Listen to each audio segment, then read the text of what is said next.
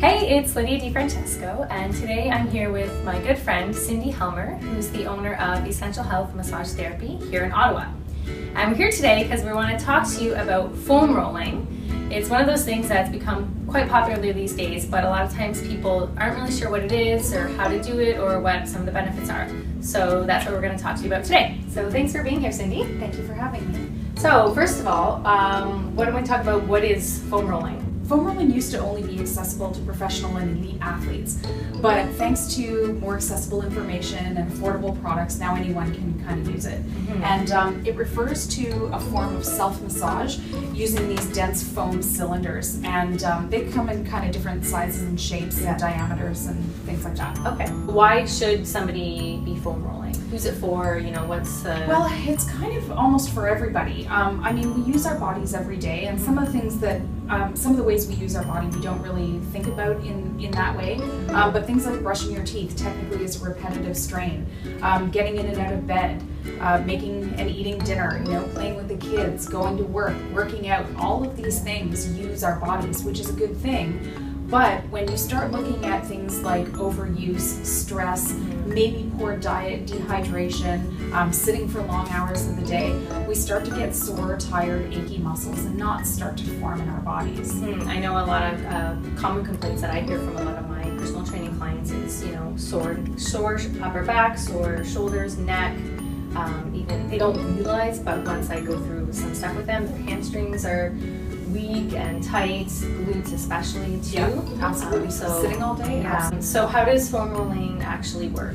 So foam rolling, like I said, is kind of like massage. Massage applies, sort of a deep compression and pressure to muscles and fascia. Fascia is a type of connective tissue that's in our bodies, and it's absolutely everywhere. When you look at it under a microscope, it's a web-like tissue, and it's there to help provide some tensile strength and stability to some areas of the body. If you think about your IT band, that's kind of a big one. It's also there to help structures slide over each other, because let's face it, everything touches something else in the body, but everything has to work together, but sometimes independently as well. Okay. And so when knots form in that tissue, everything doesn't move properly. It gets congested and stuck, so you're not getting proper circulation. Sometimes you're not getting a full range of motion, and that can lead to injury. It can definitely lead to sore and tight muscles. Okay, so using the foam roller then helps to release some of that tightness. That's right. The fascia. That's right. Okay. So foam rolling will help. It will help relieve muscle soreness, and we've all heard of DOMS, delayed onset muscle soreness. Yeah. So, sort of 24 to 48 hours after a workout, it can be a good idea to foam roll to help release some of that lactic acid and just bring suppleness to the muscles. Right. It can help break up scar tissue and knots or adhesions in the muscles, which can help improve range of motion, and it can help improve circulation by opening up those areas. We're bringing lots of fresh blood to the area, which brings oxygen and nutrients, which our muscles need. Right, so it sounds like there's a lot of benefits to foam rolling. Definitely. And that it can be useful for somebody who is exercising, or maybe somebody who isn't as well, if especially if they have a sit-down job, or a job where they're doing a lot of the same thing over and over again, and getting some tightness and pain. That's right. Okay, anything else to add before we go into a demo? Nope, let's do it. Okay, so why don't you, I want to talk a bit about do's and don'ts, and maybe you can go through those as well while you're kind of going through how to actually do some of the foam rolling. Yeah, so a couple of really important don'ts that you want to remember. Don't ever roll over directly over an injury. It's just going to aggravate the injury, it'll create more inflammation, and it's not going to help the injury heal. So around the site of an injury is okay. So if, for example, if somebody pulls a hamstring, then you don't want to be... That's right. You want to work around it, but not directly on where it's sore. Okay. It can also bruise, and you obviously want to avoid that. Another really important one is you don't want to roll over bony landmarks, right. Because it hurts a lot. And in particular, with bony landmarks, the IT band is kind of a popular area for people to foam roll, but really it's just connective tissue and it shouldn't be rolled on. The reason IT bands get tight generally is because of the muscles that attach to it, so you're looking at quads or hamstrings. Seeing a professional will help you determine which area you kind of need to focus on with that. So So for the do's, Okay. as I mentioned, Yeah. you want to seek out a professional like a personal trainer, a massage therapist, or a physiotherapist so that they can do a proper assessment on you to determine where you need it.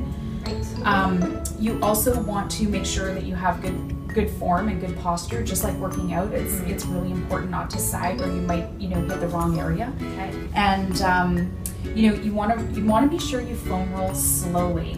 Okay. It can be really painful in some areas, which discomfort's okay, pain is not. If something's too painful, then you want to stop. Right. So people should know that there's a difference between something's not comfortable, but it's not sharp pain. That's right. Yeah. That's right. Okay. And you don't want to you want to roll slowly, but you don't want to spend more than about 20 seconds on an area, because if you spend too long on it, it's pretty deep pressure that you're talking about. It's your body weight on this foam roller, and there's not a lot of give in this. Yeah. So it can cause bruising and things like that. Okay. And so another do is that you want to make sure you wait 24 to 48 hours between foam rolling sessions, and monitor how your body's feeling, or look for bruising and things like that. Okay. So not to roll the same area every day. That's right. Necessarily. That's right. Give a break in between. Yeah. That's great advice. So Can we do a demo maybe on glutes? yeah, sure. I know glutes is a spot for a lot of people. Glutes is a big one because we sit down.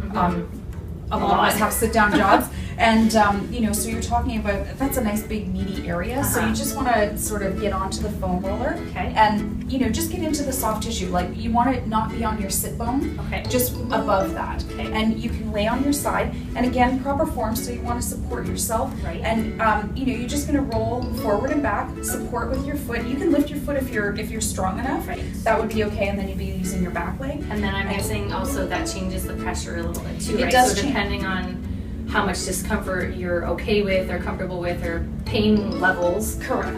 You might want to put less pressure or maybe more pressure. Correct. Mhm. And so, this is just a really simple thing. I'm just, think of it like a rolling pin when you're rolling dough, right? It's kind of the same thing. So, I'm rolling forward, and I'm just in the soft tissue, Okay. and you can go quite far. As soon as you'll know when you hit a bony landmark, Right. because it hurts a lot. So you can kind of, and then you can roll more forward if you want to concentrate on a different area. Right. And So again, by just, slightly adjusting your body, Yeah. you're kind of hitting different and parts so of you the can muscle. come back this way as well, and really get the inside of the glutes. Okay. And it's just really slow. And like I said, if you find a spot that's kind of like, oh, that really feels like I need it, hang out there for about 20 seconds or Okay. so, and then move on to the next spot. Right. Well, and usually I find when I do these types of things, 20 seconds is about the most that I can take. It can be where a I'm lot. like, okay, I need to move on now. Yeah, exactly. Great. Well, this was very informative, and so thanks for educating us. Thanks for having me. Where can people find out more about you? So Essential Health Massage Therapy is located at 700 Industrial. We're in Suite 220, which is at the back of the building. Okay. And there's several offices, so you just look for door number 2 with the green color bar. And our website is essential-health.ca. Excellent. Thanks. Thank you.